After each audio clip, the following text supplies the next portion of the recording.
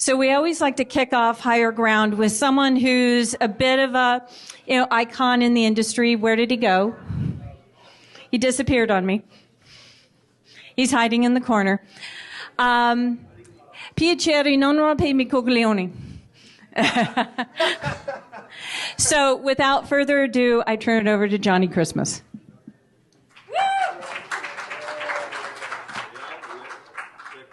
Mic check. There we go. I freaked him out. How you doing, guys? This is woo. We get 11:30 woos. This is kind of a weird room in that we've got like a ton of people talking in the back, so we're going to have to just kind of cope with that. It's that kind of place. I'm going to be doing something weird technically and non-technically up here using sheets of paper and a computer, and so we're going to see how that goes. This whole day is going to be pretty much mostly recruiters up here and a few people who work in the industry kind of throwing death by PowerPoint at you. Lots of bullet points, lots of things to take notes on, lots of to-dos to take back with you on Monday. And so I thought that I would at least start the day off with something that was absolutely none of that and just kind of hang out and be weird and tell you guys a story. I've been getting into just open mic storytelling lately, and I was like, I'll just come do that there, because that's the easiest thing. Who likes stories? Anyone want story time with Uncle Johnny? Okay, yeah, let's do that. I am inevitably going to use some foul language, because that's what I do in my natural state. I hope you understand it's because I'm just hanging out and being me and not trying to shock anybody with the SH word. So just fair warning. This story was 23 pages when I first did a stream of consciousness dump of it. So there's going to be kind of a lot of leaps over content that I had to cut out because we only got 25 minutes or so. I can affirm that's what's left is true and accurate to the best of my memory. I did commit this from memory during a 16-hour flight from Boston to the Gobi Desert in China. It was a trip that was dropped into my lap by way of some amazing friends I've made over the years in this community. I do a lot of things like that where I turn up in weird places and people think it's funny, and they've started calling it Johnnying it, because I just turn up and have a good time for free.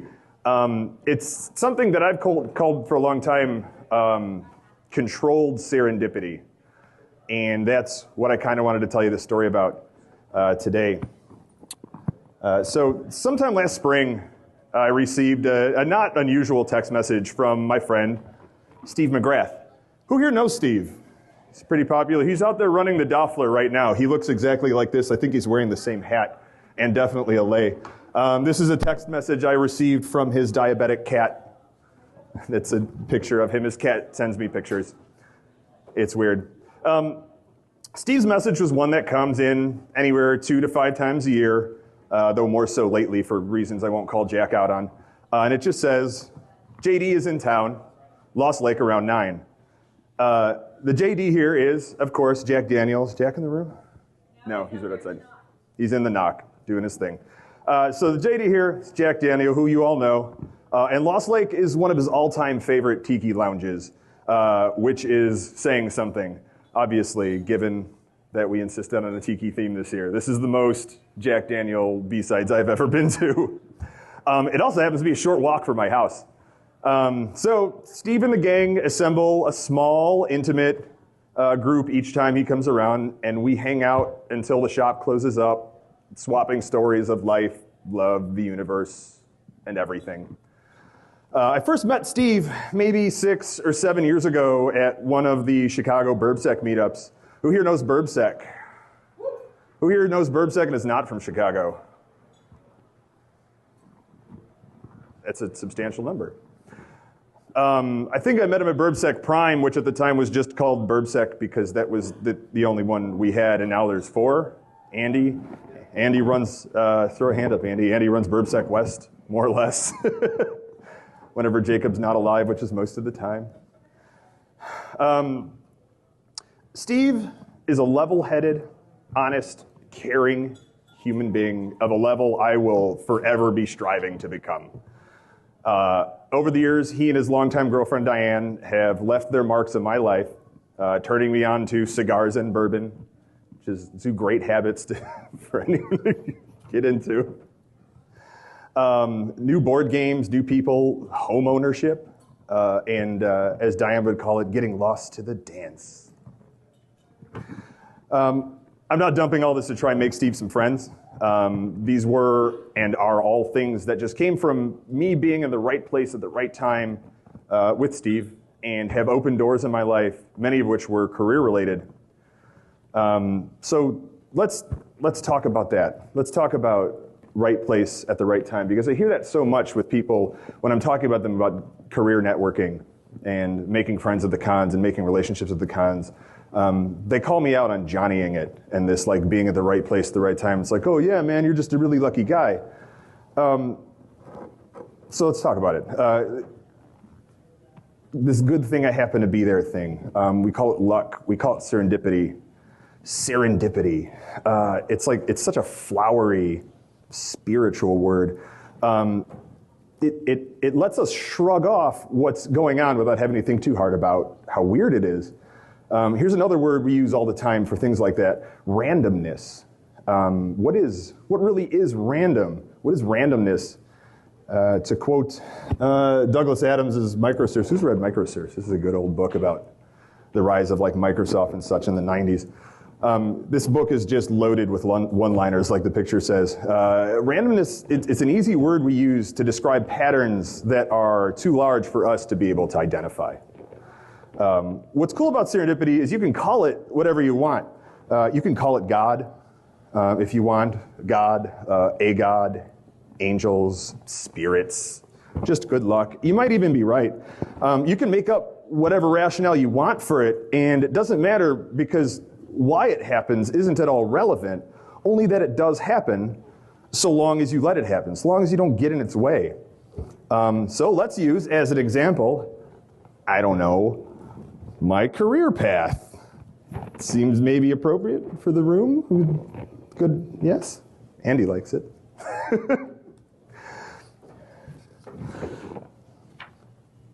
Oh man, we're getting weird. So there's my first computer there. I still have it. I think I got that when I was like 4 or 5. That is a VTech WizKid. And it literally had cartridges and programs you would put into it. It used magnetic stripes to load the programs in. And this was for like kindergartners. It still works. I will never get rid of this thing. It's awesome. So I've spent, I also did a lot of terrible things to it and tried to figure out how to make it do things it shouldn't by like putting the magnetic stripe in halfway or like overlaying 2 cards and putting them in backwards. This is when I'm like 5 or 6. I've spent my entire life hacking electronics. For the sake of time, I won't go into it. I've got videos on my YouTube channel you can go check out if you want that backstory. The bottom line is, since when I was about 4 or so, in the olden days of 1983, I've been fascinated by hacking electronics. Not necessarily like theft or piracy, but just making them do things they weren't supposed to. Just seeing what they'll do when you impose yourself on them. What happens when you make them uniquely yours by something possibly terrible you've done to them. I grew up in the most stereotypical blue-collar household possible. I'm the son of a truck mechanic and a hairstylist. Needless to say, we didn't have computer money back in the 80s and 90s. A computer in the 80s would run you the modern equivalent of like $1,000 to $2,000 for one that did anything more than have a basic disk operating system on it. I even recall in the late 90s, I think a good computer would run you about $1,000. That was a lot of money. And $1,000 was a steal for a good one. Luckily, and it took me far too long to realize this one, I had a set of parents who loved me and wanted to nurture that fascination as best they could with what little they had. This meant serendipity would bring things into my life like a new uncle who did computers, as we used to say, because that was the thing back then. Oh, I do computers. Who remembers doing computers and like, oh, you should talk to my son, he knows computers. That was a very like late 90s thing. My mom would sell me out to the whole neighborhood. So serendipity brings this uncle who made me an old 486DX at a time when that bordered on worthless. Seriously, like it was still easier to type my school papers on the IBM electric typewriter that my mom had versus this 486 he had given me. But I found some old batch scripts that he had written to launch various programs on there, and from that I kind of reverse engineered how to write batch scripts and learned to write a ton of my own. Shell scripting in MS-DOS is a very old sentence. Eventually, though, that meant having to build my own computer, but I still didn't actually have that level of cash. So one of my first jobs out of high school was at Best Buy. Let's see, go back to Best Buy, there we go. Where I worked in the computers department. We had a computer repair shop there too, but I didn't get to work in the computer repair shop because those kids were too cool for me. But they had a policy of disposing of any equipment that had lied around for more than 12 months without being picked up. So after a few weeks of just dumpster diving, I had amassed enough functional, though ancient, parts to build a basic Pentium machine. This was when the Pentium 3s were just coming out, so like still a modest computer, but now I could at least get on the internet with, oh, thanks guys. Am I putting you to sleep? I feel like we should probably do something about the fire alarm.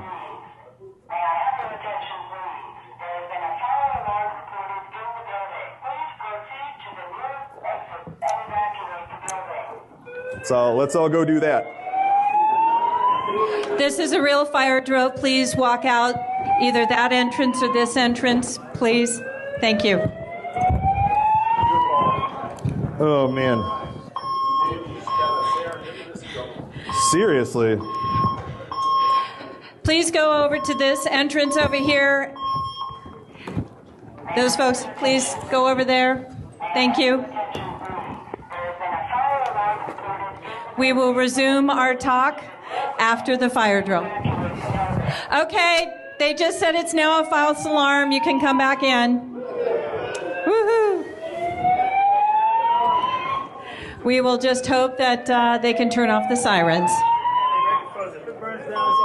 Yeah, right? I think someone probably over at the CTF set it off. See how you can be disruptive technology and disrupt a con. Remain calm. You will be advised once we have determined the source of the alarm. Proceed to the nearest.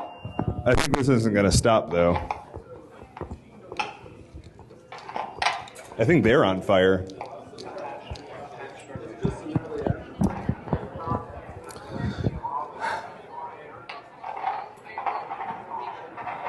So it is a false alarm.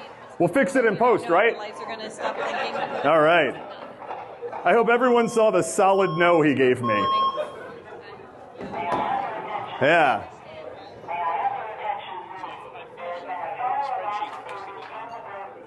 Okay, thank you. So we've confirmed that this is a false alarm. They do know that the lights are still going. We don't know when those will be turned off. So, Johnny, do you need another shot of tequila? Yeah, well, yeah. I mean, all of this stress, I was just in a fire. I didn't bring any Malort because I didn't check my bags.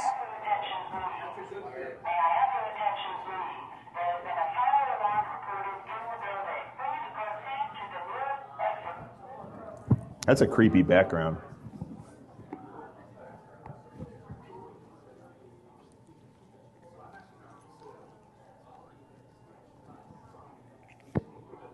This is called serendipity and how do you respond to stress? With tequila. That's one way. Here comes Matt with your tequila. Hi, Matt, with my tequila. Look at this. That better be chilled, sir. I'm Johnny Christmas.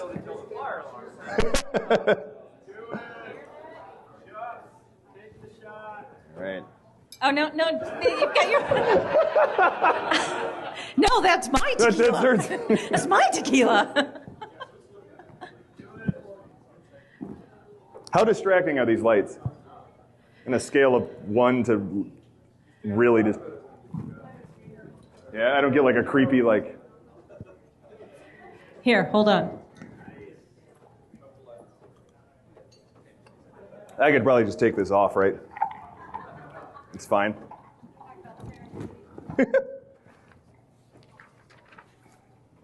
No, I'm supposed to be talking about good serendipity. This is not. Where were we? We were at Best Buy, right? I just bought something at Best Buy. Like a brick and mortar, like I made it out alive. I bought a Mavic Pro.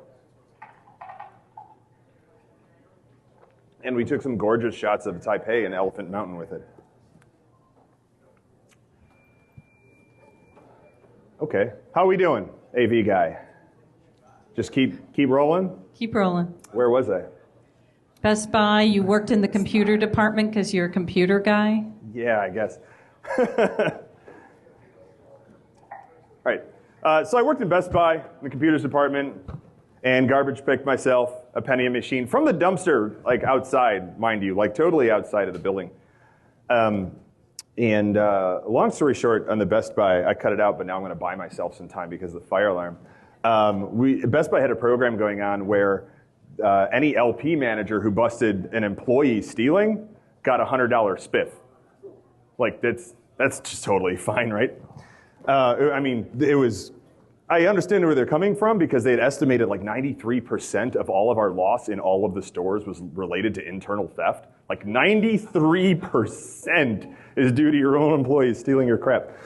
So they put the spiff out, and man, like, wouldn't you know it, like I worked at a Best Buy with an LP manager who had like the best morals.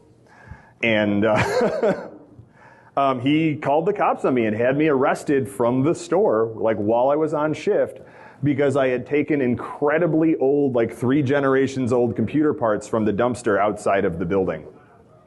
And that did not fly. That's not how that works, and there was no, the police would not accept charges from him. But yeah, so that job didn't last too long. Maybe I shouldn't have been dumpster diving in the first place. That's your call.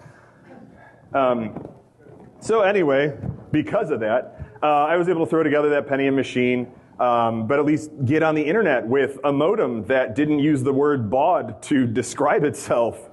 And I got to learn how many pages a phone bill has to be before they start sending it in the big 8.5 by, or the 11 by 14 manila envelopes. It's 23 pages, in case anyone was wondering. So while this was going on, I was also attending college out of pocket because I had read the student loan paperwork and couldn't fathom how anyone would agree to anything that was written in there. Unfortunately, that also meant I had like 2 classes a semester. I was taking CIS and chemistry, which, yes, is weird. But it was because by then, like, computers wasn't thought to be like a career yet. Like, nobody thought that computers were going to explode like they did. This is like late 90s, remember, like 97, 98. A lot of people thought computers were just going to be another fad, like, smartphones, like something that's just going to be like flash in the pan and just a gimmick. Computer uncle had begun doing IT at a pharmacy where he got my mom a job doing data entry. And I was always interested in chemistry since I had got my first chemistry set when I was 7 and set the garage on fire, because that's, I think, how that always works. I did well in it in school, along with biology. And again, computers, not really a thing. So I was like, I'm going to go to school. I want to learn computers. I want to learn CIS. But I really think that pharmacology is going to be the way that I'm going to end up.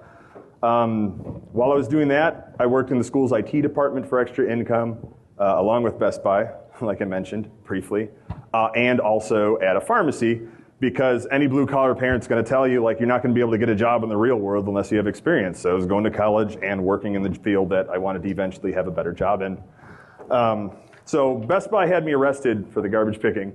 The pharmacy was boring as hell. And it was literally like an Osco pharmacy, like, go take the pills, and put them in the thing, and then hand them to the person. And you would just do that all day. And somehow that's supposed to educate you about how pharmacology works. And computers, at least, turned out to be like the best thing ever. I spent every possible second in the computer labs at school with their crazy T1 connection. Just madness, just T1, like I could download PDFs. It was insanity. I was sniffing traffic. I was writing viruses. I was optimizing the infrastructure configurations while I wasn't even on the clock for the IT department, because the school IT offered very few hours for students, and it was pretty much just changing toner cartridges, rebooting PCs, swapping mice out, because nobody knew how to clean the rollers and the ball mice. Andy knows. Andy knows about cleaning mice balls. Look at him nodding that head. And maybe still now, even the IT admins were assholes who didn't want to teach anyone anything, because anyone who isn't them is an idiot. Is it still like that out there? Is that still just general IT? How many are that IT admin? Hey, there's Joe. Hi, Joe. That's funny. Joe taught me a shitload of stuff. That was a pretty great time, except for the fact that I was eventually expelled due to reasons I'm literally legally barred from discussing. But the company that sued me is long gone, so fuck them. I'll keep it sort of safe and just mention that they were a vendor partner of the school, and I irresponsibly disclosed some seriously messed up stuff that they were doing with the students' PII. That company, that vendor, sued me for slander, which is not what had happened, because what I had reported was in fact actually objectively, provably what they were actually doing. But we live in America, where whoever has the most money in the courtroom wins. And so it was me versus big corporation. I was forced to settle out of court.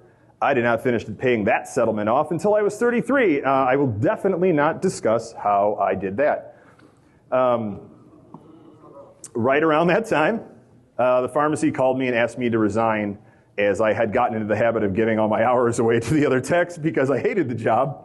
And I was averaging like 4 hours a week total, which was keeping other techs from being able to hit full-time and get benefits. It was a bad situation. I totally accepted that. I was like, you're right, I'm a dick. Peace.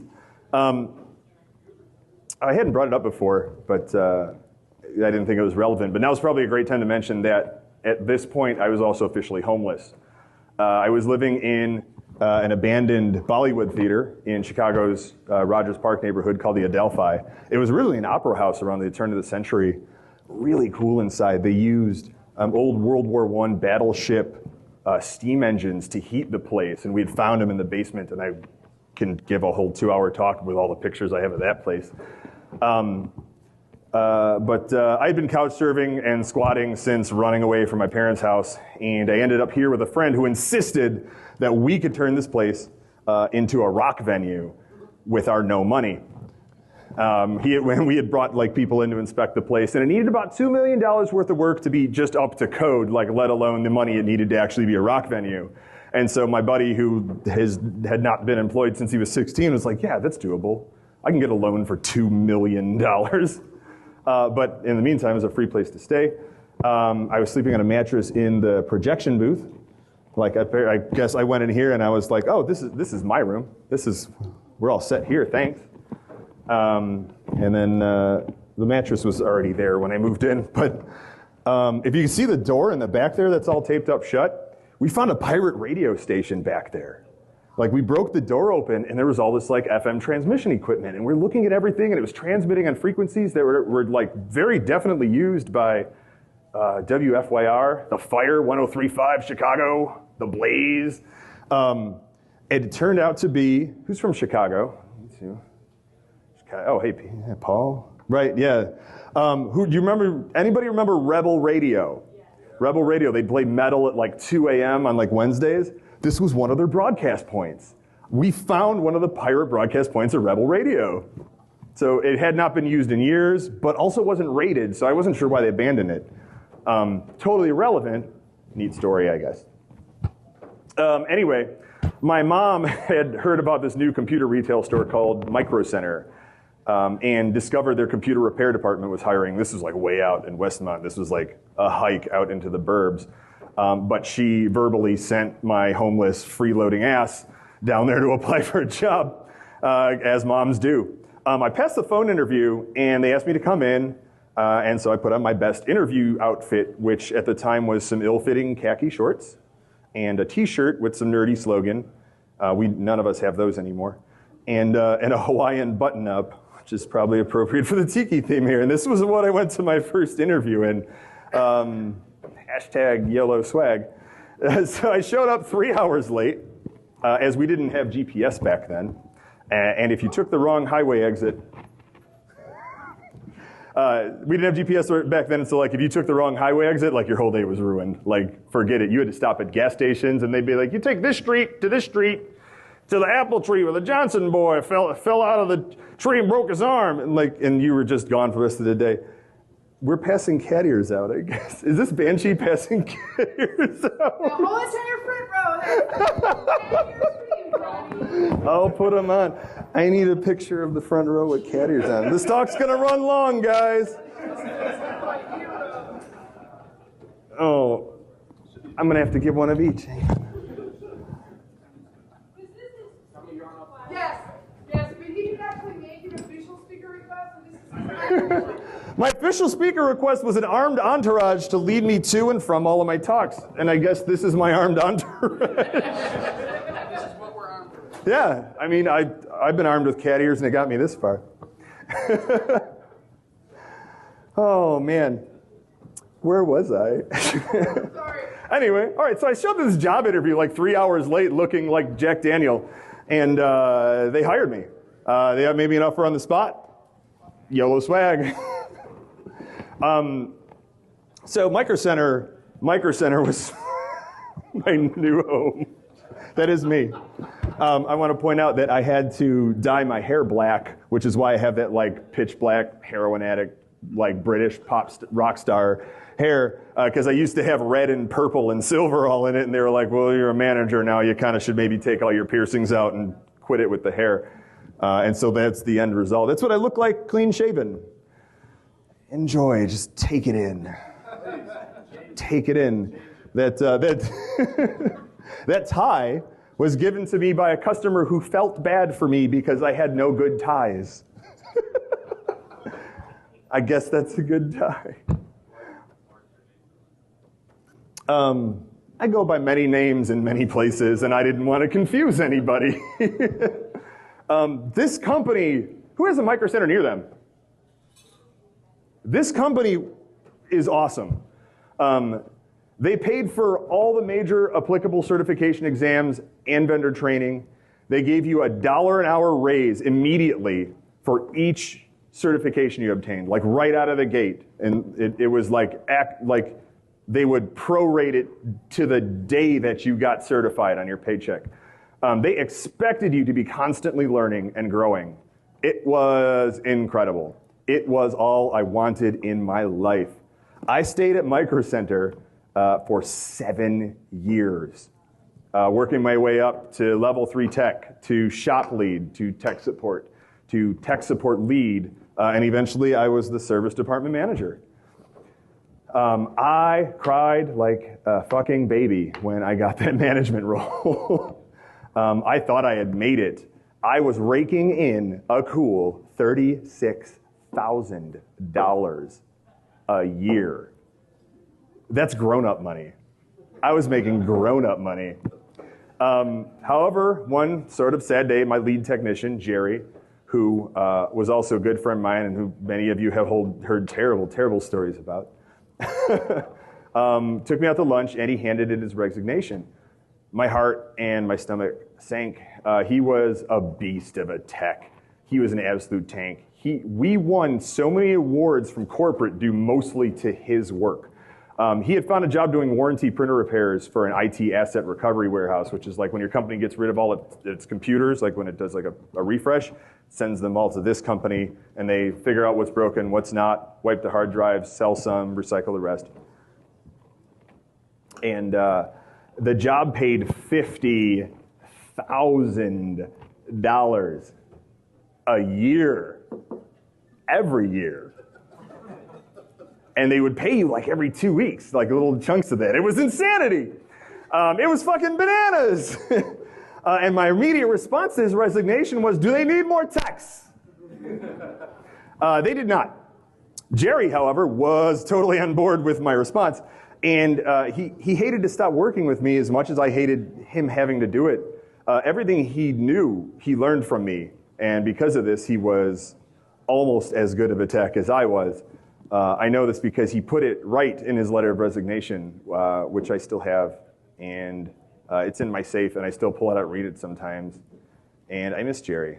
Jerry's fucking awesome. With both of us desperate to keep working together, we put together a ploy to convince the management of this new company to create a second position, at which point he would highly recommend me for the role. I would later discover that this was called social engineering, and by any name, it worked flawlessly. And with much sort of sorrow, I resigned from Micro Center and went to go work with Jerry. The new job sucked. It was a horrible warehouse job where the supervisor treated us the same way he treated the temp workers, that he had to separate into different departments based on the gang colors that they wore. And he treated us like worthless, subhuman shit. Also, since we had conned the company into creating a second job for me, there wasn't actually any work for me to do. It seems cool at first, right? You're getting 50 grand a year to do literally nothing, just surf the internet all day. But the internet wasn't that big back then. I beat the last boss in like 6 months. So I started doing contract jobs that the local sysadmin at that company would kick my way, just to for the excuse of taking vacation days to get the hell out of there. There were mainly like one-off network site surveys, modem and router and switch installs, and decommissions for retail stores. Nothing teaches you networking like trying to crowbar modern networking equipment into 30-year-old stores, even if it did mean that I got to be the only dude in Victoria's Secret rummaging around behind the underwear bins trying to find a cable run. Like, no, I'm just looking for network cables. Don't mind me. Just covered in underwear, as I've come to be known. But back at the warehouse, I'd taken it upon myself to learn how this mainframe stuff that was coming in worked, because new stuff to learn. Like, who wouldn't want to learn mainframes? They're right here. Who doesn't want to learn mainframes? Correct. All right. So I taught myself general hardware management stuff. Eventually, I used one to hack out a massive bay for managing the hard drive data eradication, which made and saved the company like a ton of money. But erasing hard drives all day gets old. What now? What now indeed, serendipity, as we'll call it, had provided me with a literal warehouse full of enterprise IT equipment just collecting dust. I used it to completely turn the PC auditing line on its head. I saved the company. Oh, I shouldn't go to Joe yet. I'm going to go back. I devised an entire infrastructure for it out of things that were literally just going to be thrown in the garbage. It was a lot of hacking. It was making things do stuff they weren't necessarily supposed to do, but it had to because that's all we had available. The increased audit line efficiency by it increased the audit line efficiency by some huge percentage, up in the thousands, which saved the company a very significant amount of money, added to the bottom line, and they were so happy with it, they asked me to build out and install nearly the entire infrastructure for a second warehouse that they were about to open. However, it came to pass, if you've been following along, that company decided they didn't need me anymore. Despite EPA laws being passed that guaranteed them to make money hand over fist, they managed that place straight into the ground, and I was unemployed. This was actually really awesome because serendipity, again, through a long story revolving around me buying a motorcycle, landed me living in a huge house with a bunch of amazing friends that Joe knows. I'll be honest, I played a lot of video games during that period of time, but it gets really boring, like especially when you don't have the money to really go do anything to entertain yourself. I was a bartender for a while. I learned car drifting from a professional racer who had a crush on me. But believe it or not, I missed working. I missed hacking for a living. I missed working with computers. I developed this very real fear that I was never going to get a job making grown-up money ever again. because I had no real IT experience to put on my resume. Like all that stuff I did at these companies wasn't part of my job descriptions of those companies, so like that's not valid for your resume, right? Like I can't put that on there, right? No? Yes? Oh, I can? Am I wrong? Okay, Andy says I'm wrong. So I took all my savings and I signed up for a CCNA boot camp and exam, praying that that would at least get me like some kind of like basic network admin job. And in the meantime, I kept hacking, not for experience or resume fodder, because back then, like, hacking as a hobby wasn't really resume fodder that you could use. I'd learn about a new tool or technique and showed in myself some targets in some countries where the rule of law was maybe a bit lower on their to-do list, and just play around. Yeah, that's illegal. No, I'm not suggesting anyone here do it. It's just what I did. I even sometimes managed to speak at a few cons when I had the time and was able to like pinch pennies and scrape them out of the cushions. So I was still hacking at home. I was still learning things. I was still researching. I would still go to hacker conferences and present with like every last dime I had. Like I would literally empty my bank account and come to DEF CON 9, 10, 11. I haven't missed a Hope since Hope 2000. I was broke, and we would scrounge together gas money, and I would sleep on hotel floors. Hope had an awesome hammock village where you could just sleep in a hammock if that's where you needed to sleep because you didn't have a hotel room. It's a cool place. It still does. They brought it back. It was gone for... Dan's here. Dan is one of the first people I ever met at Hope. Would I meet you at Hope 4, 5, 3, some shit, fucking whatever? To stave off the cabin fever, I'd pretty much say yes to like any free event that got me out of the house. My roommates had some friends the next 10 over who had been hosting board game nights for the past couple of years. I met a lot of people those nights, but I made one huge cardinal mistake at those board game nights, which was I never asked anybody what they did for work. Why would I bring up work at a board game night? We're just hanging out. That's a dumb idea. Nobody wants to talk about work. But then in comes, once again, serendipity.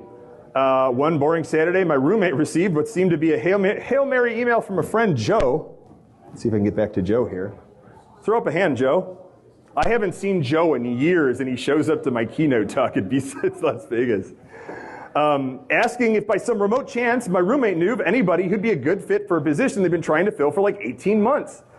It required a skill set, or at least like a familiarity within the information security realm that was difficult to find in the ancient days of 2011. Specifically, he asked if my roommate knew anybody with IT experience who was also interested / into hacking. The response, of course, was like, yeah, so do you. That guy you've been playing board games with for like months. My roommate ran it by me. We had a really good laugh because I was supposed to go play board games with Joe that night. So I spoke with Joe briefly about the position, and it was a bizarre dream come true. It turns out this was a big retail corporation. There it is. This is my slide deck, guys. It was like Fortune 500, Global 1000 big, like 6th largest online retailer on earth big. I had no idea you could actually be paid like grown-up money, learning new hacking techniques and engineering systems to defend against them. It was crazy bananas. Hey guys, can we keep it down in the back a little? Thanks. I sent him my resume that probably looked like a 4th grader with a head injury wrote it.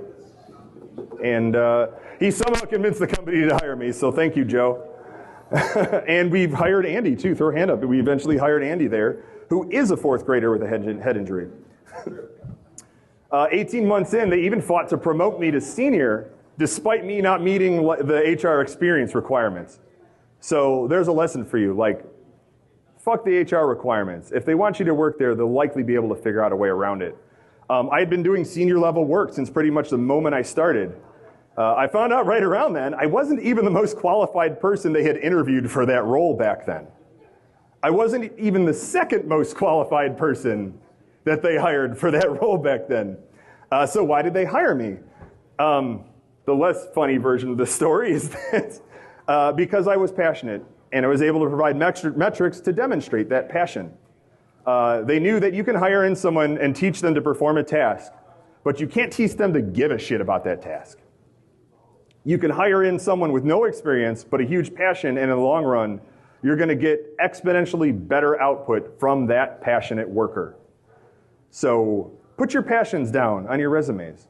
Like if you're doing all these projects at home and learning new things, make sure that's on your resume.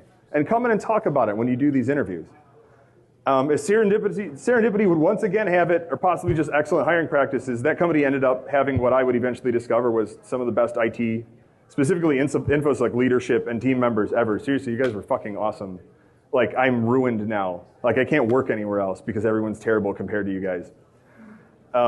It was just the best. That job never jumped the shark. I never got to that feeling of like, I don't want to be here. I never woke up like, I don't want to go to work.